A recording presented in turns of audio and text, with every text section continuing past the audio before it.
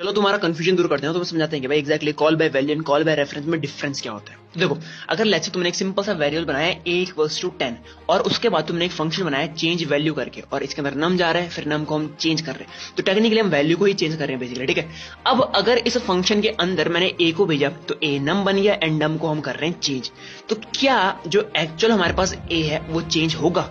अगर मैं यहाँ पे कंसोल डॉट लॉग ए करता हूं तो ए की वैल्यू 10 आएगी, या फिर चेंज करी वैल्यू यानी कि 20 आएगी? नहीं, ए की वैल्यू क्या आएगी यार, ए की वैल्यू 10 ही आएगी। अब ऐसा क्यों हो रहा है? बेसिकली क्योंकि सिर्फ वैल्यू उठ के जा रही है, तो टेक्निकली जो गया है यानी कि नम से इस ए का कोई लेना देना नहीं है, इसीलिए ये बाहर की वैल्यू को छेड़ता ही नहीं है। ठीक है, इसे हम बोलते हैं कॉल बाय वैल्यू। अब देखते हैं भाई कॉल बाय रेफरेंस एक्जैक्टली क्या होता है। ठीक है, सिंपल सी बात है, अगर लेट्स से हमारे पास एक एरे होता और एरे के अंदर बहुत सारी वैल्यूज होती, अब सेम फंक्शन हम बनाते हैं चेंज वैल्यू करके, उसके अंदर एरे जाता है और एरे का फर्स्ट एलिमेंट हम चेंज कर रहे हैं। ठीक है, अब हम क्या करेंगे, चेंज वैल्यू के अंदर पूरा का पूरा एरे अपना सेंड कर देंगे। अब क्योंकि ये एरे है तो केवल रेफरेंस जाएगा। रेफरेंस का सिंपल सा मतलब है कि भाई वैल्यूज नहीं जाएंगी, एक रेफरेंस पॉइंट जाएगा। एरे इधर से रेफरेंस पॉइंट गया, रेफरेंस इसने इसको पकड़ा। अब क्योंकि रेफरेंस से हमने फर्स्ट एलिमेंट को पकड़ा है, तो टेक्निकली जो बाहर वाला एरे है ना, इसी को पकड़ रहा है यहाँ पे ये। और अगर बाहर वाले एरे को ही हम पकड़ रहे हैं तो भाई बाहर वाले एरे का फर्स्ट वाला को हम 100 कर देंगे।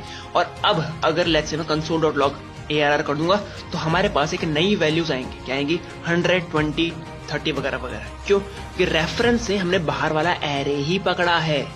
ये डिफरेंस है basically call by value and call by reference में।